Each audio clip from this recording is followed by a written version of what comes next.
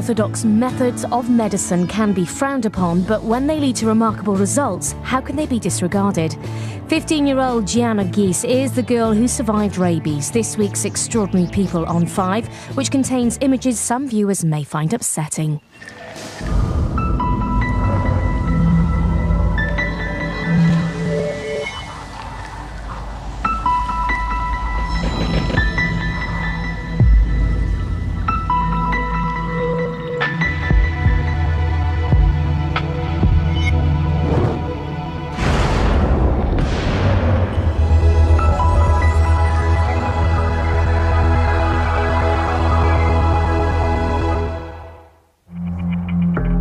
This is Gianna Gies. It's a medical miracle that she's alive. 2 years ago, she became the first person ever in history, without the protection of a vaccine, to survive rabies. Her regular doctor came in. His face turned white. And we were done at that point. Yeah. We didn't know what to say. Rabies is a killer. One of our most ancient and deadly enemies. When doctors see these symptoms, there's nothing they can do. Rabies is 100% fatal, a death sentence. But Dr. Rodney Willoughby refused to watch Gina die. He broke all conventional wisdom and, working against the clock, created a revolutionary treatment which brought her back from the dead. It was wonderful. And I've never seen anything like it, but I hope to again.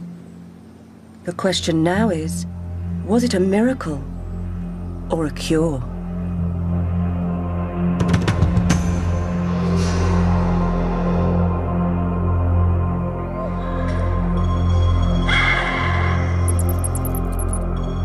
In the history of humanity, no one has survived rabies.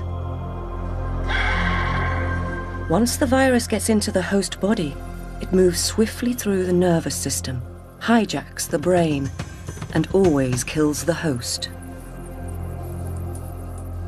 The viruses seem to have a strategy of either overwhelming shock and awe. When you have the dynamics of an animal that can directly inoculate virus into your brain, you have one very severe, overwhelming infection.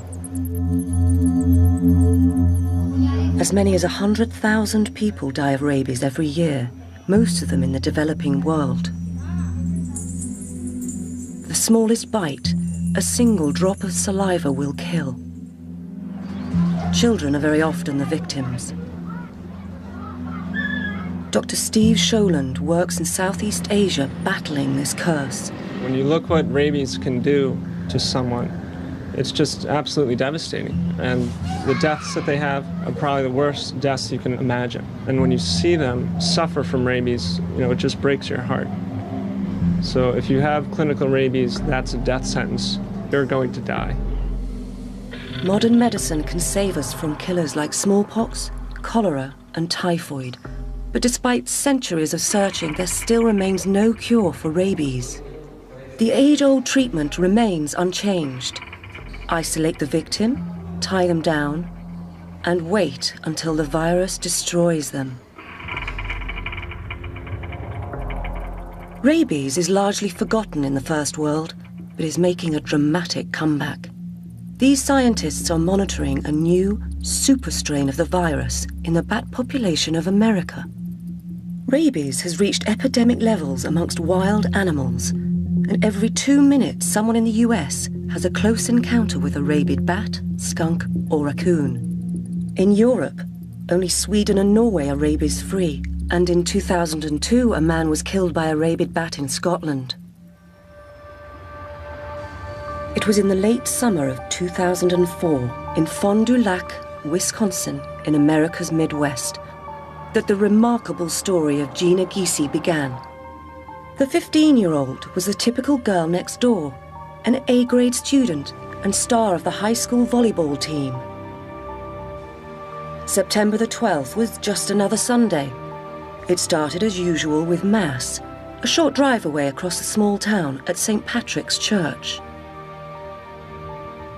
2 years later, still learning to walk and talk again, Gina Giese comes back with her parents to remember what happened. It was this little black bat. It started, I think it came down from up there and it started flying around. It kept landing on the top of the windows, but never went out the open ones. And Like then the ones in it front. started getting lower. People started swinging at it with their hats. Apparently someone had hit it down. We didn't know that, but it was laying on the floor in the back, and of course she's the big animal lover. And then I'm like, Mom, can I pick it up and take it outside? Because I wanted to help it, but I also thought it'd be kind of cool to pick up a little bat.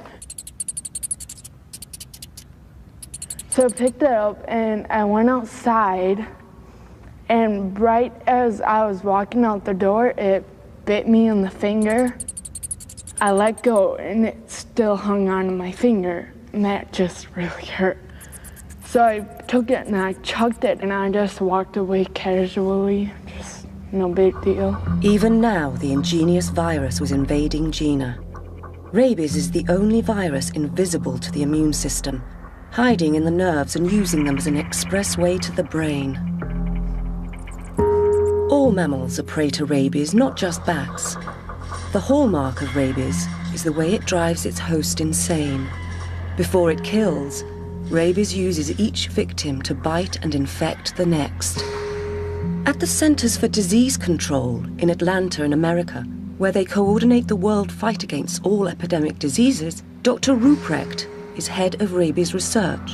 Besides being one of the oldest infectious diseases, rabies has the highest case-to-fatality rate for any infectious disease. And so that's something we oftentimes need to clarify when we talk to individuals, that when we're talking about a rabies case, we're by and large talking about a dead dog, a dead raccoon, or a dead person. There is a vaccine for rabies, but this woman did not get it in time. If there is a delay of more than 24 hours in getting inoculated after being bitten, if the first symptoms appear, then it's already too late. Nothing can save you. But John and Ann Giese knew nothing of this. When we looked at it, it was just Pin prick, a little, nothing. yeah, pinprick, paper cut type. Bled, cleaned it out when we got home. Nothing to get nervous about. So we thought. So we thought, you know, yeah. The incident was soon forgotten. The Gieses had other things to think about. The coming of autumn plunges the town into football fever. The homecoming game marks the end of the season, a time of parties and dancing. So Gina didn't see a doctor. She was looking forward to Halloween. On Main Street, the windows were already filling with tricks and treats when Gina began to notice the first symptoms of what would be her own horror story.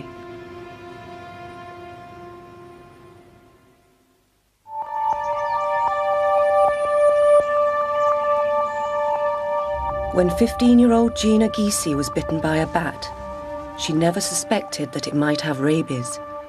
A month later, she began to feel ill. Her parents didn't know it, but by now she had only days to live. Once rabies symptoms appear, not one unvaccinated victim has ever survived. 3 weeks later, maybe, she started getting like a tingling in her arm. She couldn't even explain how it felt. It was just a real weird tingle. We're kind of trying to come up with things like, you know, pinched nerve or something. Never thought of the bat. Once Gina's arm began tingling, it meant the virus was on the move, traveling along inside her nerves, headed for her spinal cord and brain.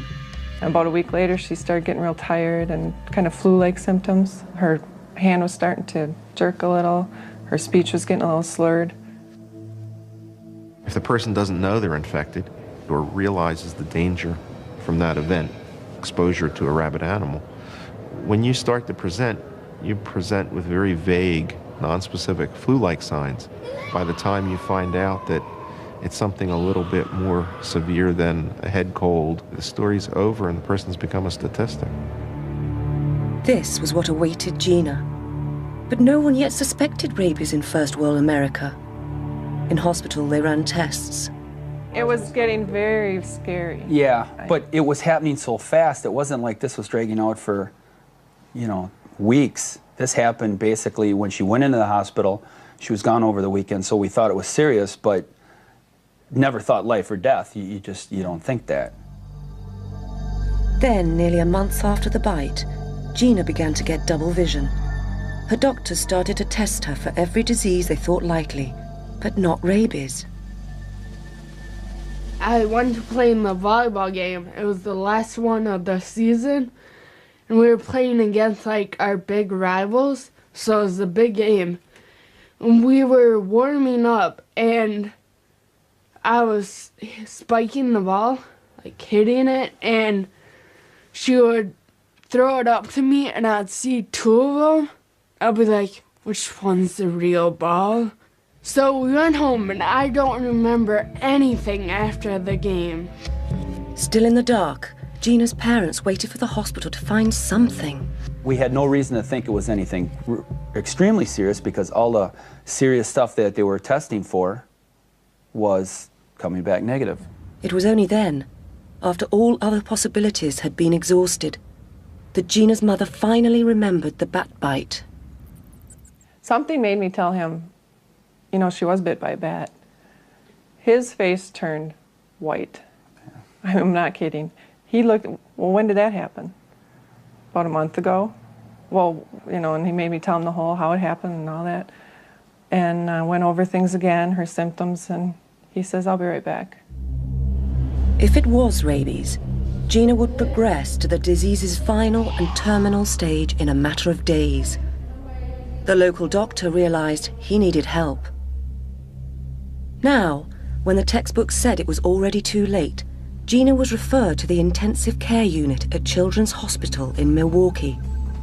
The doctor on call, Dr. Rodney Willoughby, faced the deadliest virus known to man. The local physician had gotten a story about her handling a bat a month earlier.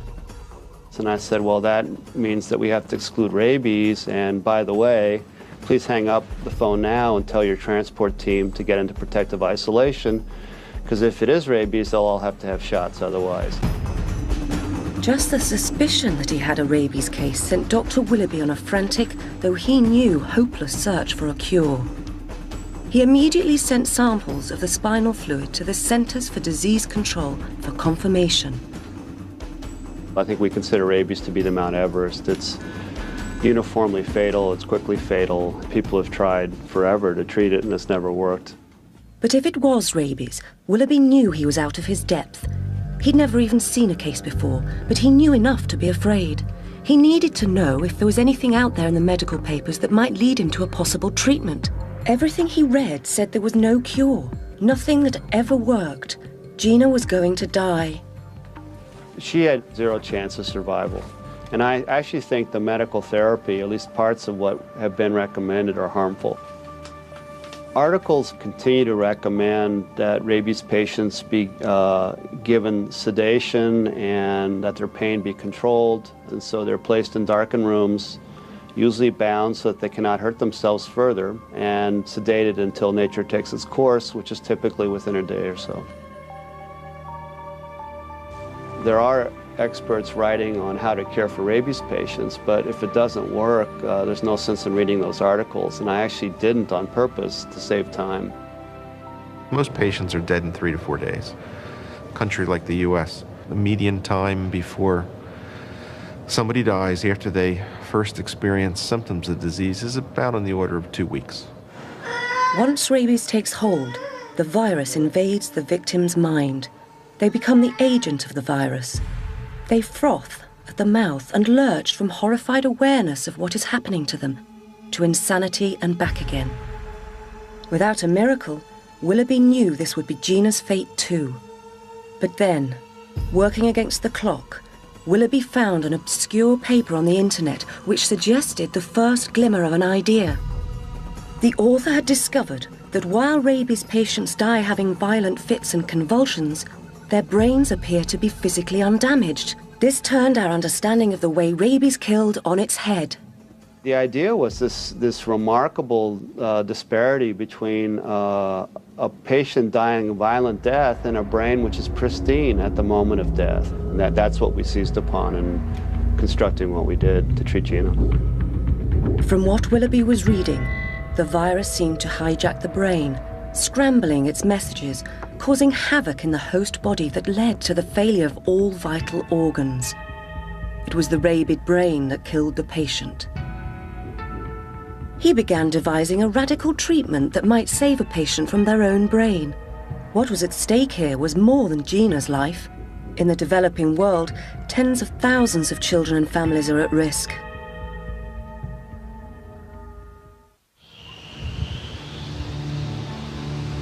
In Manila, capital of the Philippines, packs of stray dogs living alongside the poor are carriers of rabies.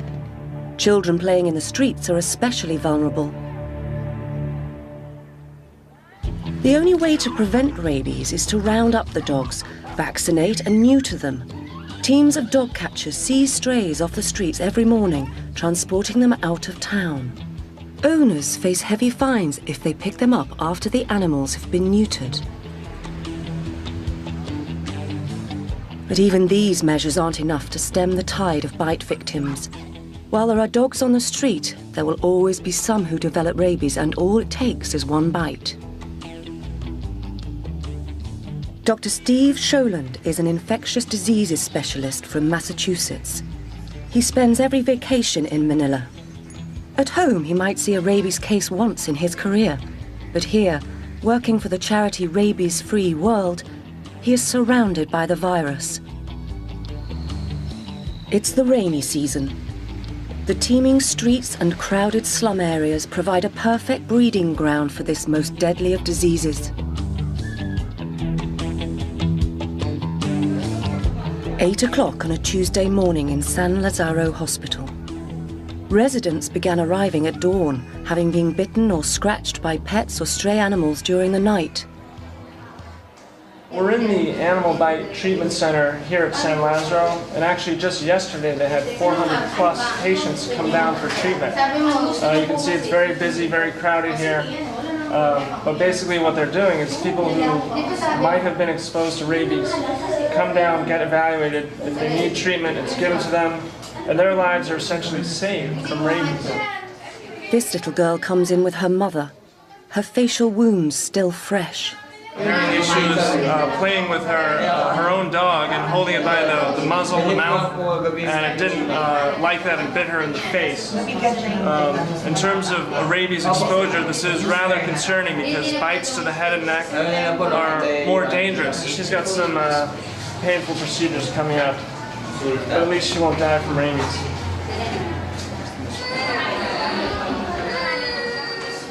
Those who come here are the lucky ones. Vaccinated within a day of being bitten, they should be saved the fate of the patients upstairs in the rabies ward. We're getting ready now to place an IV in our rabies patient. It's quite a coordinated effort.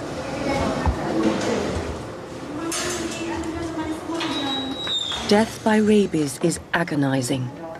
This patient is typical. A poor man from the slums who was bitten by his own dog.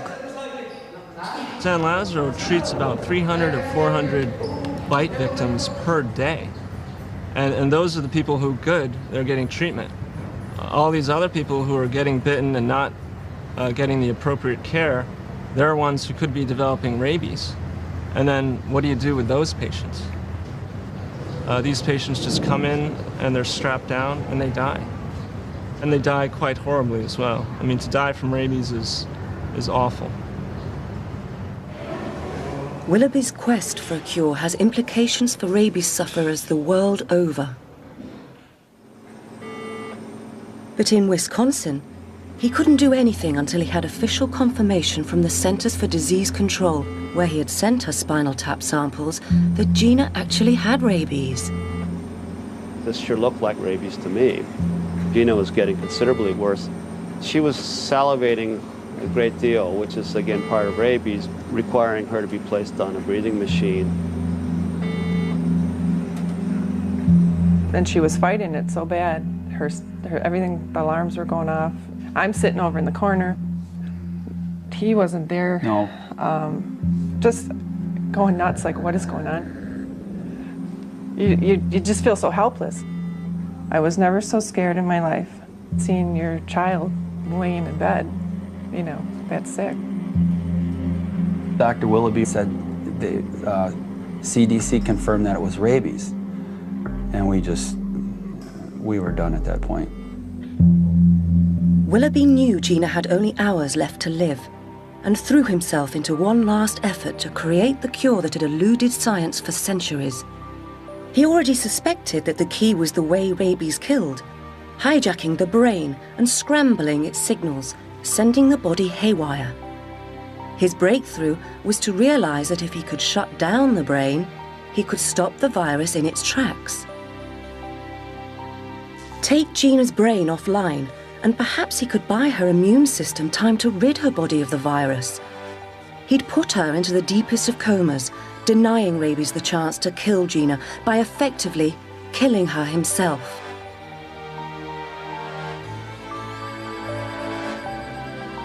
And we noticed what looked like this huge hole in the defense of rabies that no one had tried. Just sedating the brain to the point where it couldn't function long enough for an immune system to finish the job off seemed obvious. And that was sort of the eureka moment.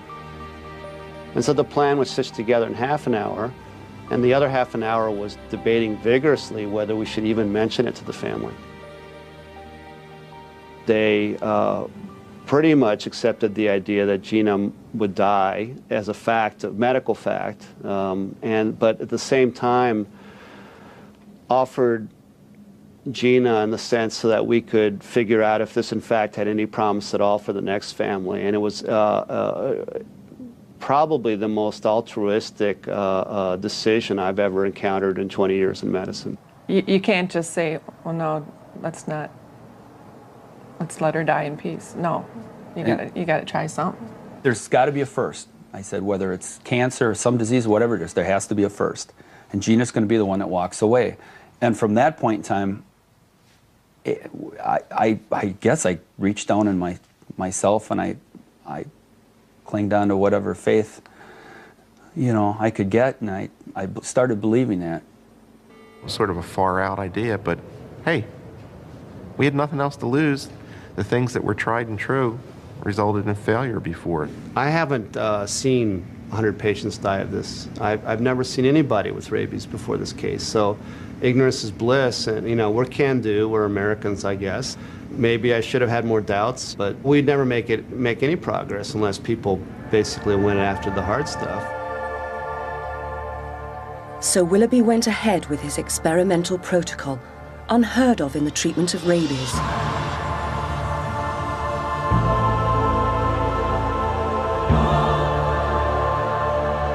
On October the 10th, Gina was put into a coma so profound she was only a hair's breadth from death itself. This is dangerous even for a few hours, but Willoughby planned to keep Gina under for as long as it took. We're trying to buy time for the immune system to catch up. So the immune system takes about 5-7 days to start an antibody response and about 10 days to have it be vigorous. And we think that antibody response is important for the clearance of rabies from somebody's brain. The worries were that as you push someone to sedation, it's a fine line between sedating the heart, for example, and sedating the brain. And so we were worried that we'd push too hard and her heart would fail. We were ready to pull the plug if things were bad because it's dangerous stuff. But even if Willoughby's untried treatment didn't kill Gina, was it actually doing anything to help her fight the virus? Had this procedure brought her immune system the time to mobilize and fight back? All he and Gina's parents could do was watch and wait and hope the virus wasn't killing her quietly as she slept.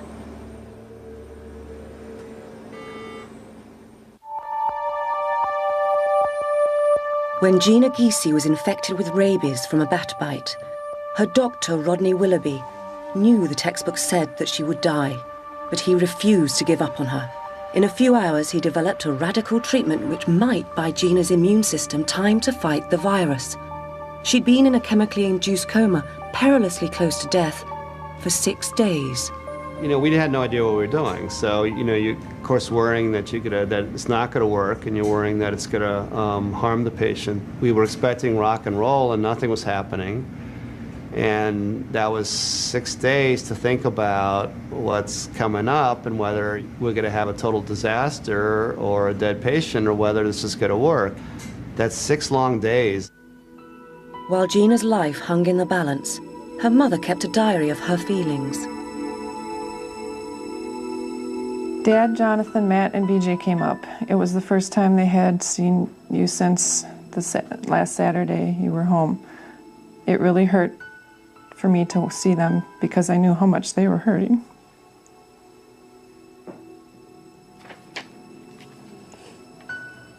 I had a hard time seeing them cry. They told you to get better, and they said they love you.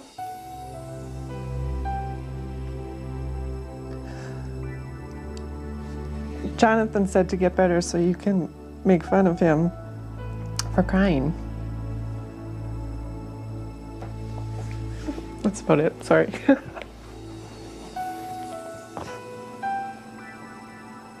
After 7 days at the very edge of death, came the first signs that Gina's immune system was making antibodies to fight for her life. It seemed Willoughby had pulled her back from the brink. But what he didn't know was what damage the virus, or he himself, had already done to her.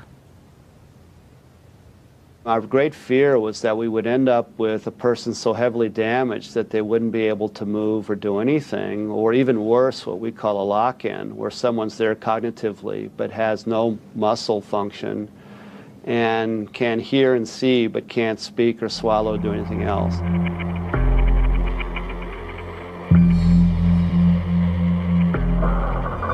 When we took her out of coma and she didn't move and she didn't respond to pain, I thought we'd basically created a very vigorous vegetable, and that was the worst day of my life.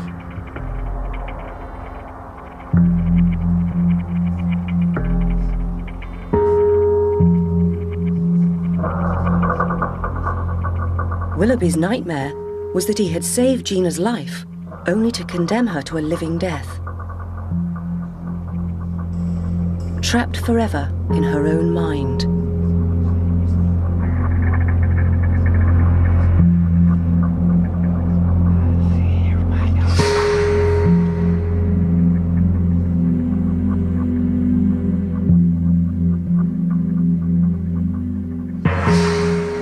Then came a tantalizing breakthrough. Gina moved. 10 days after he started his revolutionary treatment, she opened her eyes. But was Gina in there? Or was this just random muscle activity?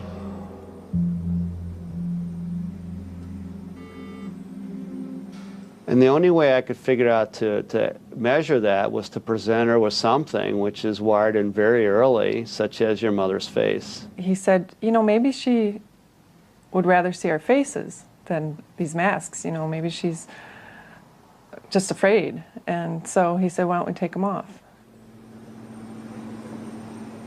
If her eyes tracked her mother, then Gina was fighting her way back. This was the moment of truth. And her eyes stayed open. It was just like, wow. She knew who she was. Yeah. She knew who Anne was, and that was huge. I don't know. She's there. Look at your mom. Well, obviously Right. She knows then who I am. We felt that she'd made it.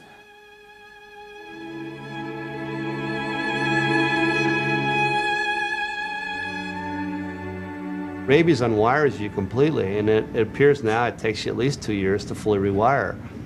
The plug had been pulled, and then you get plugged back in again. And so as you come back, you have to learn all over again. When I woke up from the coma, I couldn't talk. I didn't have any noise. Like, my mom and my friend, they said, when they would, clean my teeth, I'd, scream, but I wouldn't make sound. My mouth would just be open, you could tell I was screaming and tears were coming out, but I wasn't making sound, which is kind of weird. It's kind of freaky. She would try to scream, but with no voice, nothing would come out, and that was scary. You knew how much pain she was in. I went through therapy, and that just hurt because my muscles were so tight, like it hurt to move. As her voice came back, we were able to understand more words, and communication was big. Once we were able to talk back and forth, that really helped. Dirty head. Okay, make dirty come together more. Excuse me. Okay. Dirty head. Gina was the first rabies survivor. She'd come back from the dead in a blaze of publicity, but she had paid a terrible price for her life. When she first came out of the hospital, we wheeled her through the doors. It's probably a bad term, but she was a basket case. I mean, her emotions were all messed up. She was stricken to a wheelchair. She was barely talking. We got her home, got her on the couch, and we tried to come up with, okay, now what do we do? How are we going to get her from point A to point B? She started crawling pretty much early on, and then pretty soon she made her first couple steps again. She was able to stand up. She'd take her first step, just like having a baby again. What made it bearable is that every day she accomplished something new.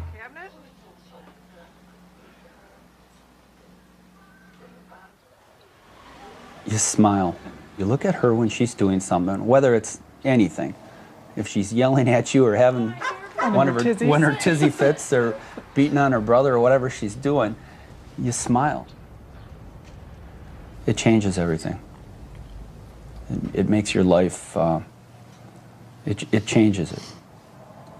It's really hard to explain. You know what it's like when you have a newborn baby, you look and you know your life has changed. We've had this twice with one person.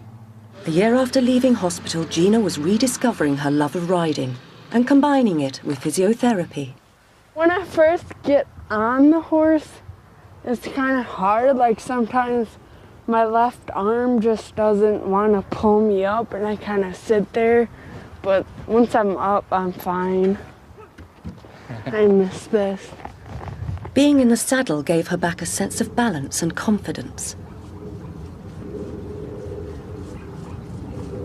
The driveway, up, and then... Her recovery was remarkable, but her father still clings to a memory of the Gina he lost and may never regain. Gina's... Hey, this is Gina Stell. I can't answer right now, so leave a message. Hi, Gina. I love you. Her messages from before she was bit, and she never changed it. She never updated it. So her voice, the way she used to be, is on there, and it's kind of special. I don't want to say I go back to remind me how she was, because I'm extremely happy with what we have now. I've always had a hard time looking at the old family videos and stuff like that. There's too many what ifs. It's a little hard to go back and look at certain things.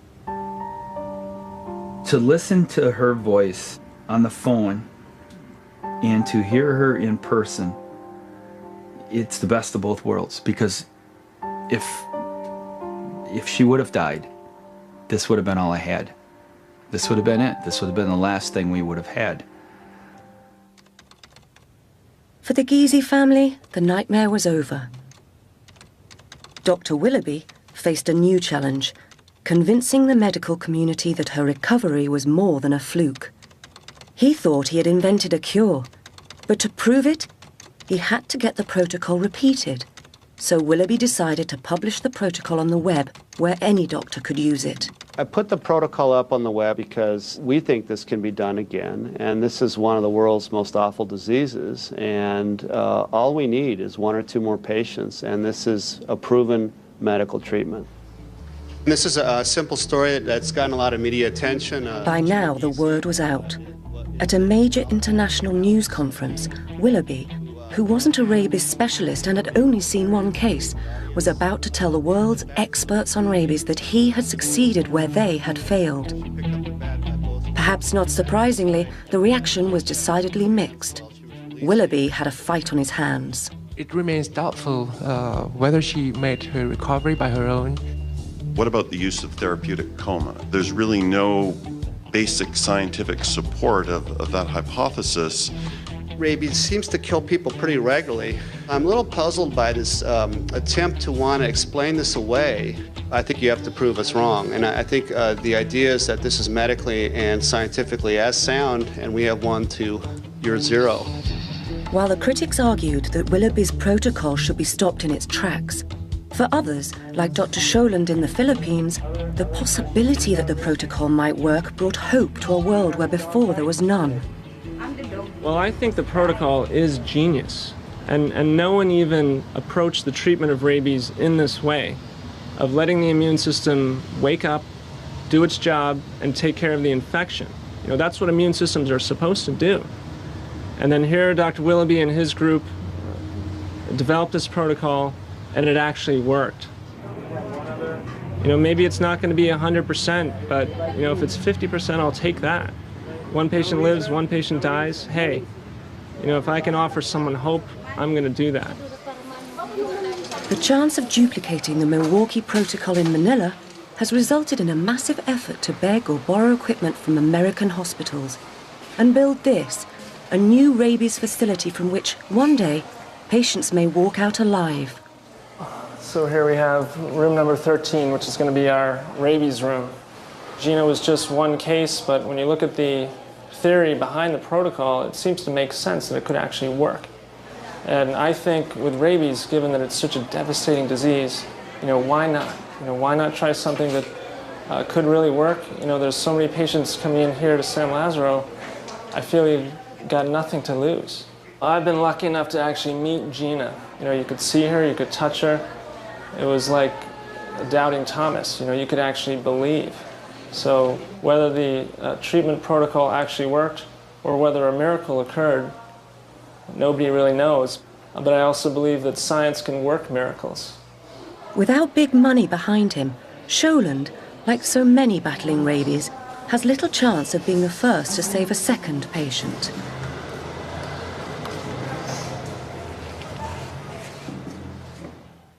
Things looked bleak for the radical new procedure, when suddenly there came news from an unexpected quarter. In Thailand, one of Dr. Willoughby's main detractors, Dr. Hemachuda, had admitted a young patient with the first symptoms of rabies. We trying to follow exactly the protocol, and then this is life and death. Although I do not believe much in the protocol, but if it serves life, so this matters the most. The second person to undergo the radical new procedure that had saved Gina, known as Mr. B, had come to Bangkok to earn money to pay for his wedding. Like many Thais, he had adopted a puppy from the street. The dog became infected with rabies, and when it nipped Mr. B, tragically so was he. Mr. B did not go to the doctor for a rabies shot because he thought it would cost him all of the money he was saving for his wedding. In fact, the vaccine is free. Before receiving the coma induction therapy, he talked to his sisters, talked to his mother for about 5-10 minutes. And then he realized that, okay, he would die. Like Gina's family, Mr. B's relatives could only wait and hope that the radical procedure from America would save their son.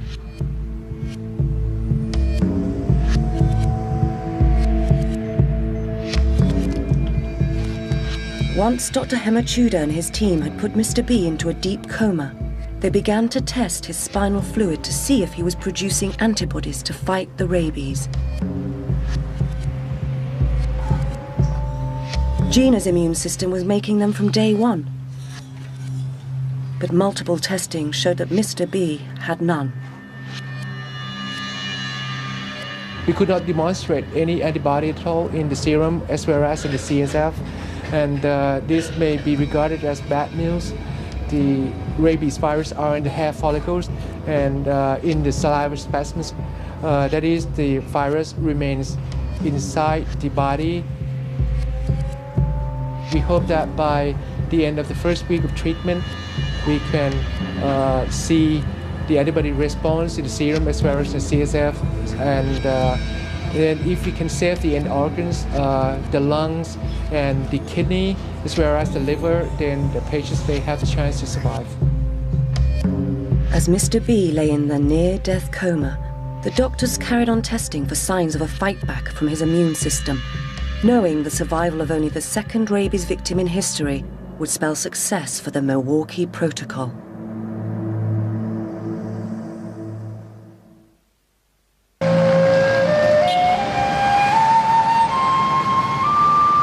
In Bangkok, it's day 7 of Mr. B's fight against rabies. The doctors are worried. Their patient's immune system is still not responding as Gina's did. He's not making rabies antibodies. In the depths of coma, Gina's immune system woke up and fought back. His has not. Tests show the rabies is now multiplying at a furious rate. Mr. B's saliva is filled with virus, and his organs are now failing. Is developing some complications of the lungs. And then today, this is day 7 after the treatment, we start having problems with the kidney failure. Within 24 hours, riddled with rabies, Mr. B's heart has finally given out. He is pronounced dead. The protocol has failed.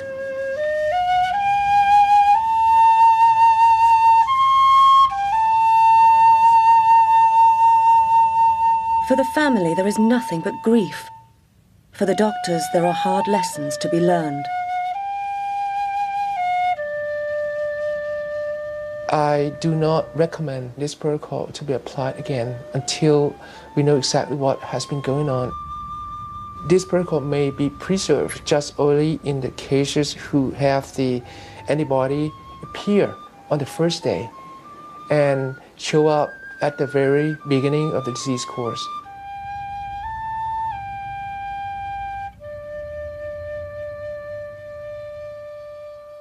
You think I should be depressed and demoralized by this, but the theory holds. It holds with a substantial amount of laboratory underpinning now in terms of the literature and the experiments we've done. And so I'm really sure we're right. And if we can just get a break. And the nice thing is for this is that if we get one survivor more or two, we're done. This isn't going to take 10,000 or 100,000 people to prove this.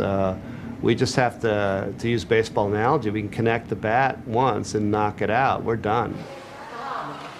When you see the patients, when you see the families suffering, how can you give up? You're talking about, a handful of attempts. For any great discovery, to get it right on the first go, why give up after it's really been tested? I don't believe that it's actually been given the full trial that it needs to be before you can say, this doesn't work, forget it, go back to your old way of treating rabies patients, just let them die comfortably.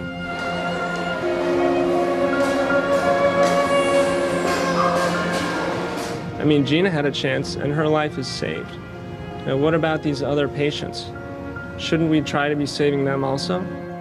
While the world of medicine debates Willoughby's procedure, the girl whose battle with rabies left her unable to walk or talk has passed a significant test of physical coordination.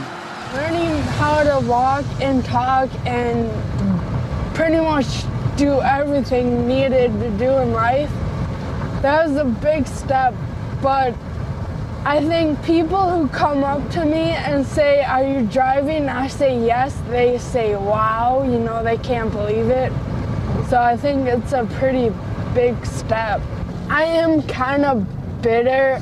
I was ready to play senior volleyball, it was really big. And now that I can't, I guess I'm kind of pissed off, but it's kind of something that you have to deal with. At the point where rabies interrupted her life, Gina was looking forward to the annual homecoming ball. Tonight, 2 years on, she's going to make up for lost time. To me, she looks the same as she did before the rabies. To see her this way again it's just amazing that she's come so far. I'm excited about the dance tonight, but I'm also nervous because I haven't been to a dance since my freshman year. So it's going to be kind of different, kind of remembering how everything goes. I think it's kind of cool because the first dance that I go back to is actually in my senior year. So it's kind of like, it's like a big accomplishment. Hey! Whoa, you look really nice here. I was really happy. For the past 2 days. Thank you. These actually say my name, Gina, and then on the other side they say miracles happen. And my best friend, she made them for me.